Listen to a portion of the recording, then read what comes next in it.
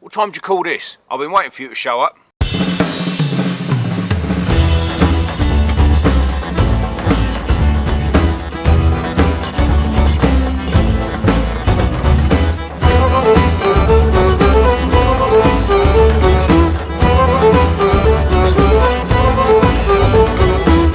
Now the other day I was having a little think about my homestead and what I'm trying to achieve here and the self-sufficient elements that I'm trying to establish here, and I just wanted to show you a walkthrough of my Temperate Permaculture forest garden edge system. It's in its second year, it's quite a young system, but I just wanted to talk to you a little bit about my concepts and my interests and how I got into temperate permaculture and forest gardens.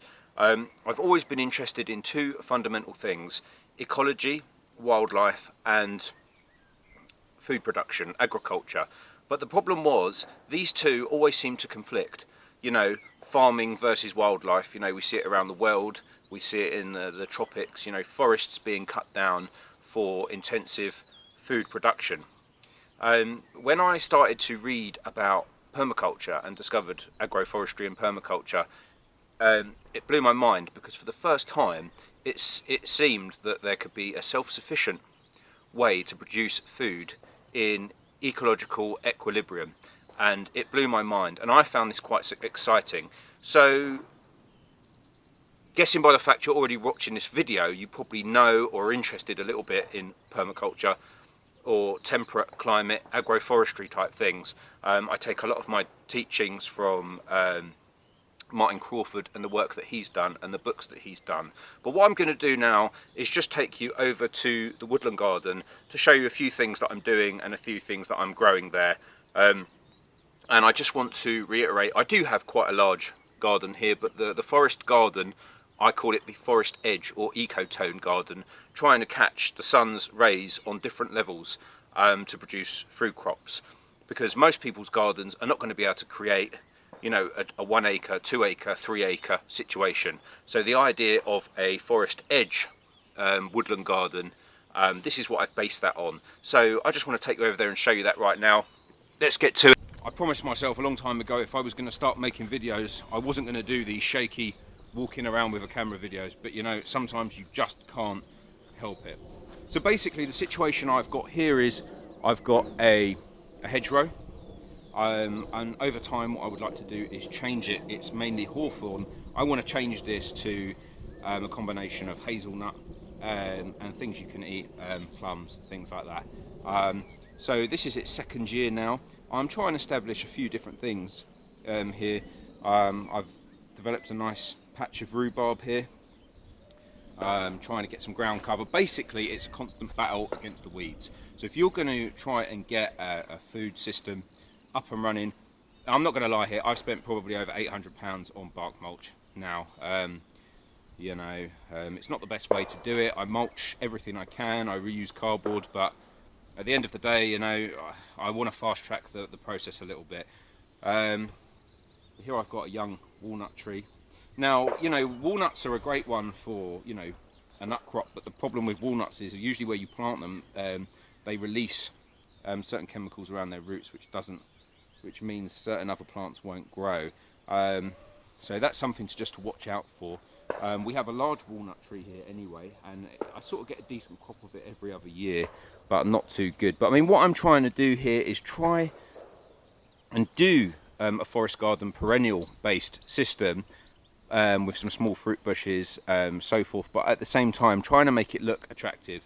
So the lupins there, I mean the lupin's a good one because the lupin's going to fix some nitrogen for me into the system. This was heavily mown before I came here, this whole area, so I'm trying to establish a few things like that. Down here we've got a gooseberry. We've got a gooseberry, like a ground cover type gooseberry.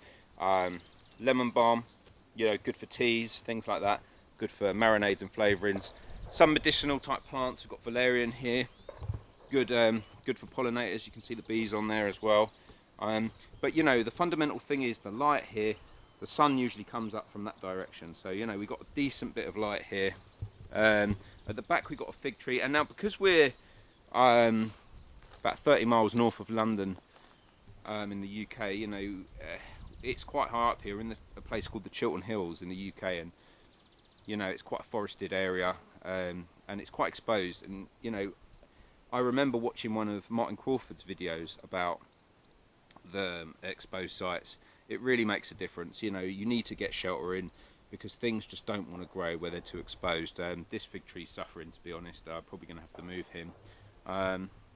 But yeah, sorrel. Sorrel is a great one, great leaf crop, really lemony taste, really great perennial. I've tried to establish some Babington's leek around here. Babington's leek's a good one. Radicchio. Again, you know, if you're in a garden situation, you want it to look beautiful as well. If you can see over there, we've got globe artichoke, a great perennial, really good structural, architectural leaves, very beneficial, you know, because at the end of the day, you know, you want it to look good, and you want it to give you food. And you know, casting your eye around here, it might look quite like there's not much going on, but you'd be heavily surprised when you go around, even in year 2. If I go around with a bowl, me and my wife, you know, we can end up with a lot of food, you know, just by messing around. But half of the battle at the moment is just trying to get this thing established and just trying to fill up ground. I'm trying to get some annuals established. Look, we've got some sunflowers there, which give you a seed crop. You may notice as well down here, we have something called the spinach tree. That should get quite big and bushy. So, I mean, at the moment, this is May. We're early May now, just trying to get it established. I mean, you know, a lot's happened in a year from grass. You know, we've got comfrey there. We've got a typical... We've got a Leo here. Leo! Yeah, all right. I've fed you. What do you want? Go to sleep, or whatever you usually do. So yeah, got chestnut tree. I mean, what I've tried to do is establish some strawberries as well. You know, something that's going to give me a bit of ground cover. I don't mind chopping things out. Chopping things out is fine. I don't mind that. I'd rather chop things out that are edible than things that aren't edible. So comfrey. Just look at the bees on this comfrey here. Comfrey's a great one, obviously penetrates deep down and brings up good mineral accumulator. Some strawberries here. So I mean, you know, I know there's always this notion that you have to get everything perfect, a design plan, all planted, and then you're done. I'm one of these people that believe you've got to let things evolve. You've got to throw things in the ground you're consciously going to have to get rid of at some point.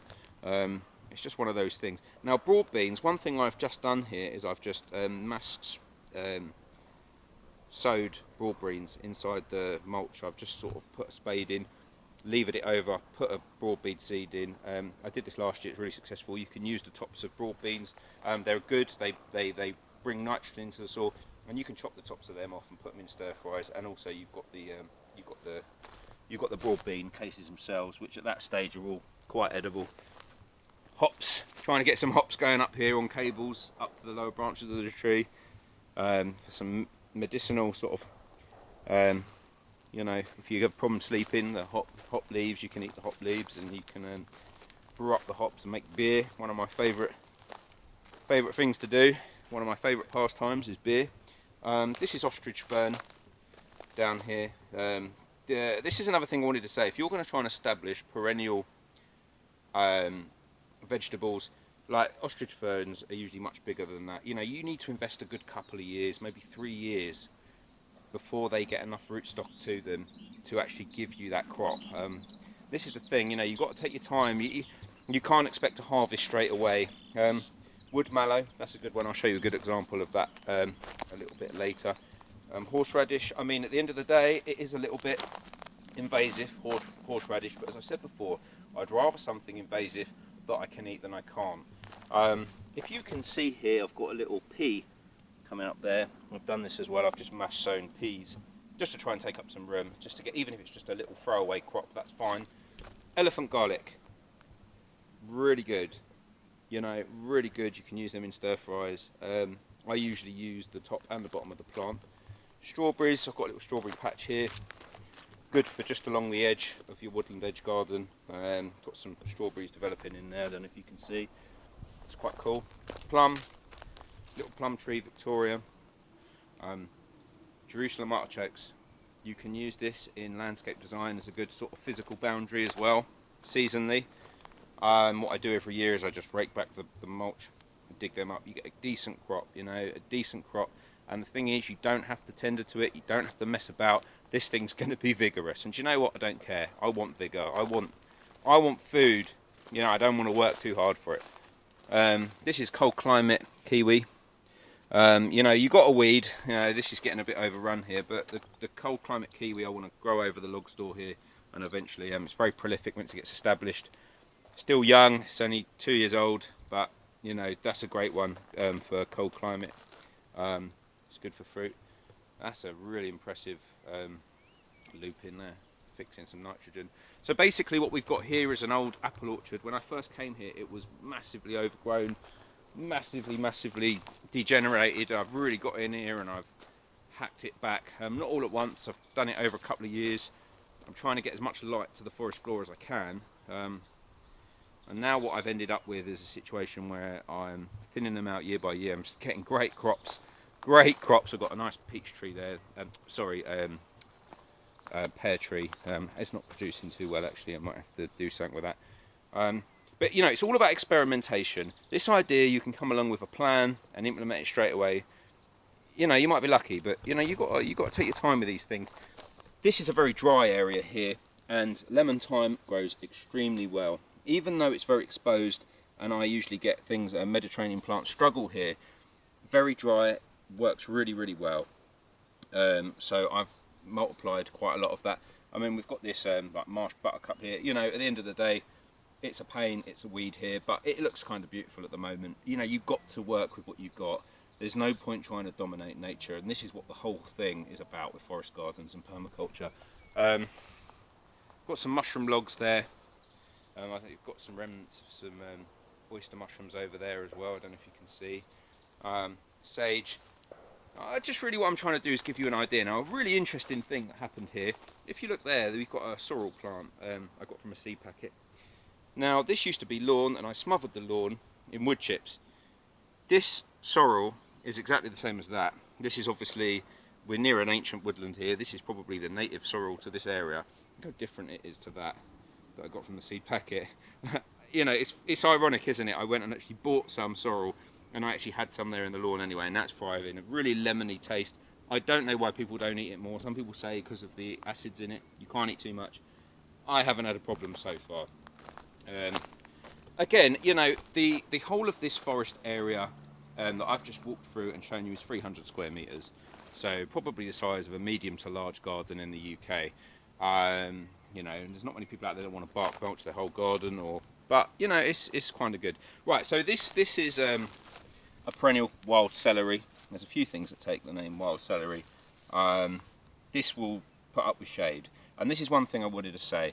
You've got to try and find things that will grow in the shade and give you a leaf crop at least. You know, that's your main aim here. It's, you know, you can chop this in stews and things like that. Over here we've got radicchio. Radicchio's a great one. Really beautiful plant as well. Can be very bitter. Really, this is best in the winter time when it's low to the ground and it's got really red foliage. Beautiful blue flowers. You wouldn't even believe it's a vegetable. You look at the flowers. Hostas in the woodland garden. The slugs love them, but I've had great success with them here. They're a great asparagus crop. So one to look out for here. Here we've got more of this wild celery here. Composting system here. Been quite a lot of success with the compost. And down here is a plant called wasabi. I'm experimenting. Wasabi grows in the mountain rivers of Japan, but I've seen videos where people grow them in the shade. They're a great leaf crop as well. I'm experimenting. Not thriving, but it's not doing too badly. I've just planted that, so we'll see how we get on with that. This is wood mallow. You know, the leaves are edible. You can use these in salads and things like that.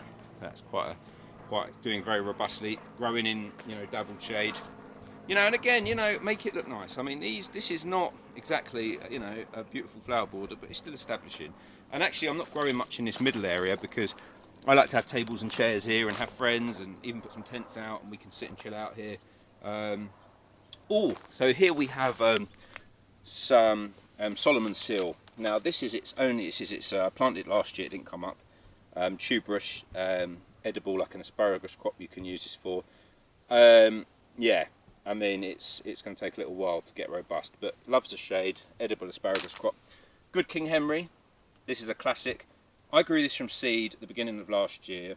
What I would say, with all of these perennial vegetables, they're fine, but you've got to invest a couple of years for them to build up. It takes time, you know, and that's the thing. You've got to get this system working.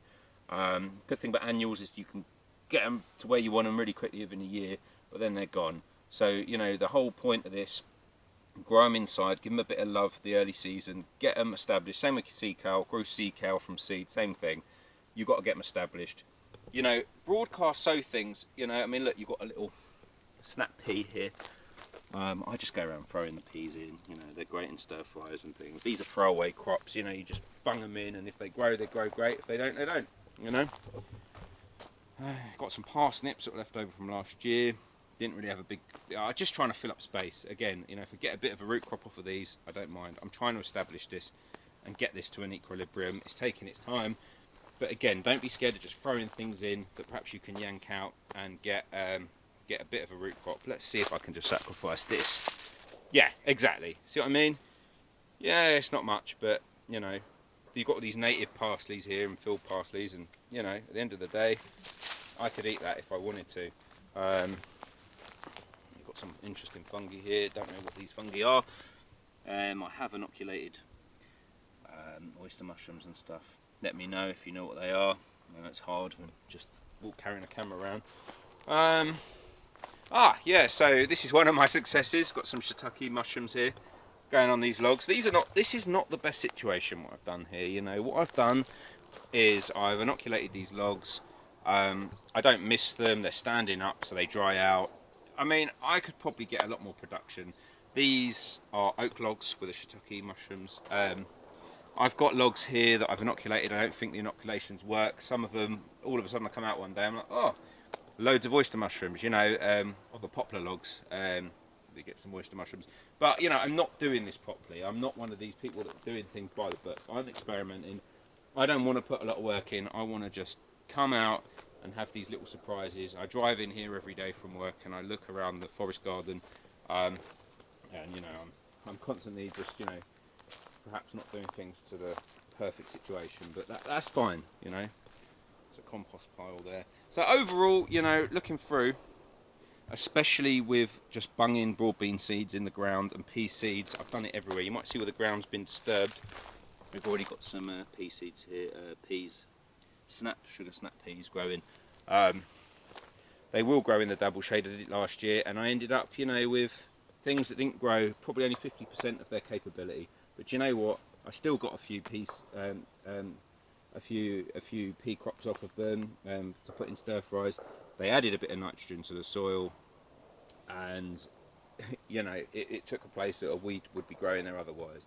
So you know, this is what it's all about: trying to stay ahead of the game. And even an area the size of 300 square meters is quite a large area.